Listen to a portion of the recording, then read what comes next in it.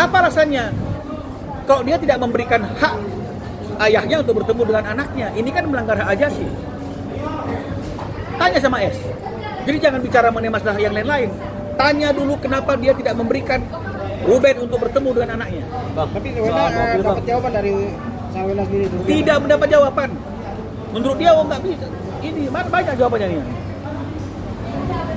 Ruben bilang juga dia berpergian.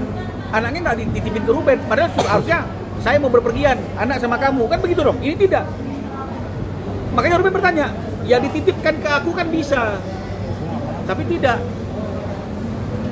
Anak itu kan bukan milik eksklusifnya si S. Nggak akan dimonopoli itu anak. Jadi kalau mau tahu kenapa nggak diberikan, tanya sama si S. Bang, izin bang. Balik lagi ke masalah mobil, berarti benar Ko Ruben ada cicilan mobil Range Rover dan tidak pernah menunggak ya bang? Tidak pernah menunggak. Memang untuk bulan sekarang ini itu ada tanggal yang menurut dia belum jatuh tempo atau mungkin telat 1 hari. Jadi kalau tiba-tiba 1 hari ada debt collector, secara hukum itu nggak dibenarkan. Kalaupun memang sudah waktunya debt collector datang, harusnya debt collectornya diinformasikan kemana dia harus datang sesuai dengan pemesanan. Ini ada apa ini? Sampai ada orang datang ke tempat yang bukan pada tempatnya. Data lengkap. Yang salah siapa? Harusnya cukup dibilang, loh ini kan datanya seperti ini, Anda jangan kemari, kan kau tahu aku adalah mantan, udah gak ada hubungan, selesai. Kenapa ini menjadi suatu hal yang dibesar-besarkan dan di-framing? Sampai didramatisasi. Yang tertekan Ruben, pernah ketemu sama anak.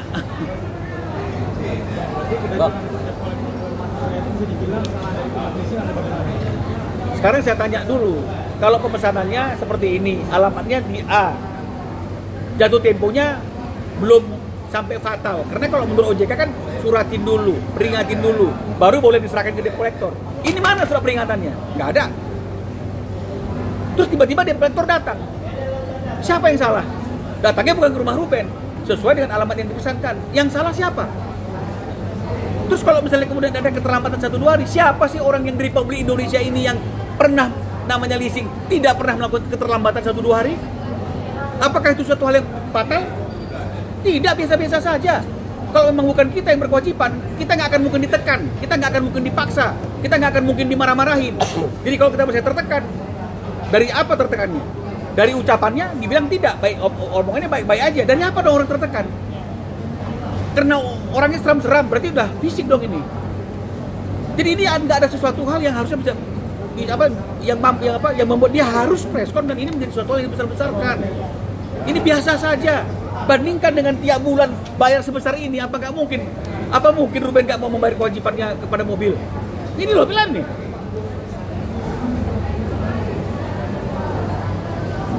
Kita aja mungkin belum tentu. Masih suami istri ngasih uang belanja 200 juta per bulan buat istri kita. Harus dihargai dong. Banyak orang-orang lain yang sudah mantan tidak mau bertanggung jawab apapun.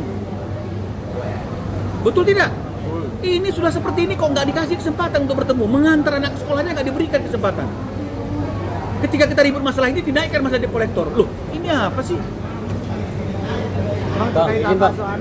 Bang, kemarin kan pihak sana, pihak S mempertanyakan nih, kok bisa ada yang ngasih tahu alamatnya si S ke debt collector itu, sedangkan kan itu yang kayak tadi abang bilang itu kan surat semua alamatnya alamat Ruben itu. Gimana bang? Kok bisa? Kalaupun kok bisa, apakah kita bertanyanya harus ke publik melalui media? Apakah kita harus bertanya ke publik melalui media? Kok bisa ada orang yang datang ke rumah saya bla bla bla? Apakah harus ke media untuk tanya aja langsung ke leasingnya? Selesai urusannya. Bikin surat. Jangan lagi kau datang karena nggak ada hubungan. Selesai masalahnya. Kenapa harus seperti ini yang membuat Ruben jadi akhirnya dinilai seolah-olah tidak bertanggung jawab, lagi nggak punya duit. Nggak punya duit itu bukan kejahatan. Betul ya teman-teman ya? Ya, masyarakat, ayo kita coba sama-sama berpikir logis. Apakah nggak punya duit itu adalah kejahatan? Apakah itu kejelekan? Tidak. Semua orang pasti akan pernah mengalami yang namanya tidak punya duit. Karena hidup ini pasang surut. Yang penting jadi orang, harus menjadi orang yang memiliki akhlak, etika, dan moral. Tidak melakukan hal-hal yang bertentangan dengan hukum. Kalau kita tidak melakukan kewajiban terlambat 1-2 hari, itu kan suatu hal yang biasa dilakukan oleh semua orang. Kalau debt collectornya datang salah alamat, jangan tanyakan kita. Karena kami tidak pernah memberikan data apapun yang berkaitan dengan masalah pihak sana.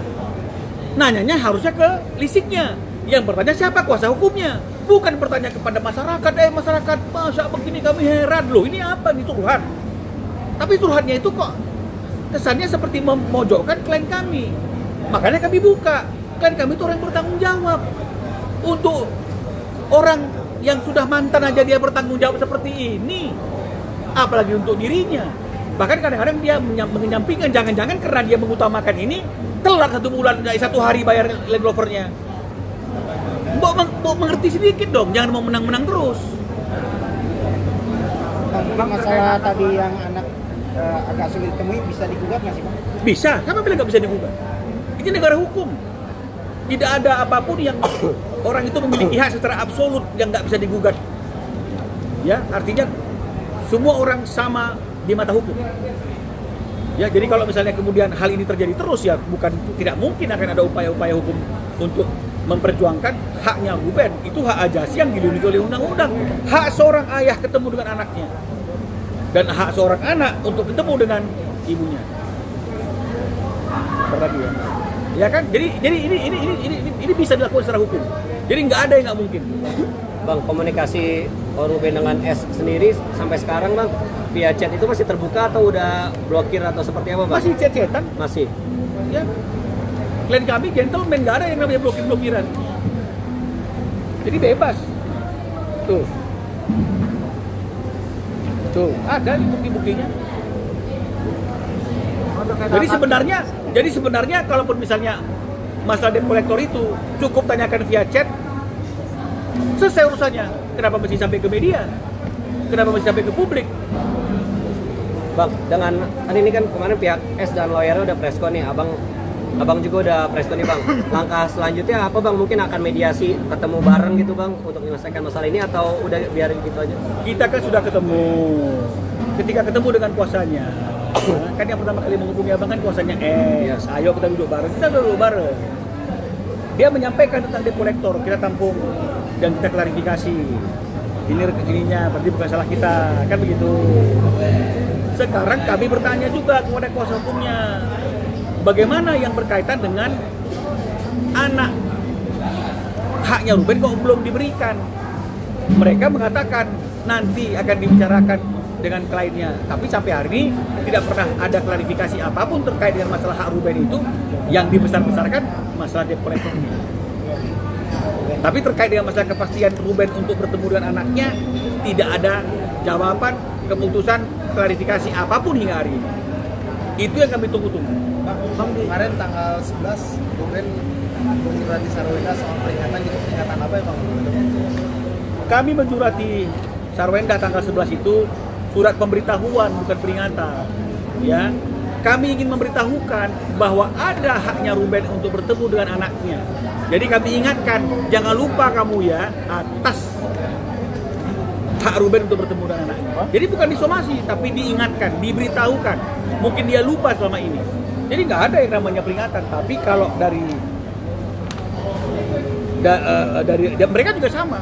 Mereka sama menanggapi, oh itu urusannya bla bla bla gitu ya. Dan yang paling penting yang mereka sampaikan pemberitahuan tentang tadi itu debt collector, cicilan kan begitu. Jadi ini yang nggak ketemu. Karena sebenarnya itu bisa diselesaikan terkait dengan masalah keuangan. Ada pasti ada solusinya. Yang penting anak itu jangan sampai disandera karena satu kepentingan apapun persoalannya, harusnya anak tetap memiliki hak untuk bertemu dengan ayahnya dan sebaliknya. Ya saya kira seperti itu teman-teman. Ada lagi? Ruben ini udah pernah ngomong secara personal nggak soal dia dibatasin untuk ketemu anak? Ya sudah lah. Sudah ini emangnya apa? Dari Sarwenda sendiri. Loh ya itu, apakah salah yang dengan tadi kok ininya tantenya, neneknya semua segala macam. Jadi akhirnya berbagi dengan orang-orang lain. Itu jawabannya seperti ini ya.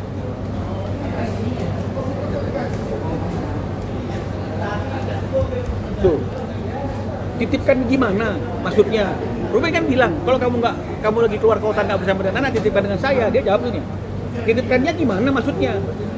Kan dari dulu nggak pernah ada masalah kalau misalnya dia ditemani oleh neninya. Loh, ini kok bicara masalah dulu, sekarang kita sudah pisah Bu. Jadi tidak satu rumah lagi. Jadi kalau misalnya kemudian kamu tidak bisa bersama dengan anak kamu, ya tanya saya, jangan-jangan saya bisa. Kan itu pertanyaannya. Tapi jawabannya seperti itu. Karena dari dulu nggak juga kan nggak, kalau ada halangan ditemaninya nggak ada masalah kok. Jadi jawabannya tidak selalu. Ya, jadi seperti itu terus.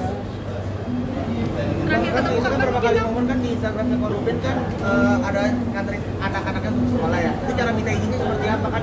Tadi bilang kalau biasanya sulit untuk ketemu nganter anak ke sekolah gitu.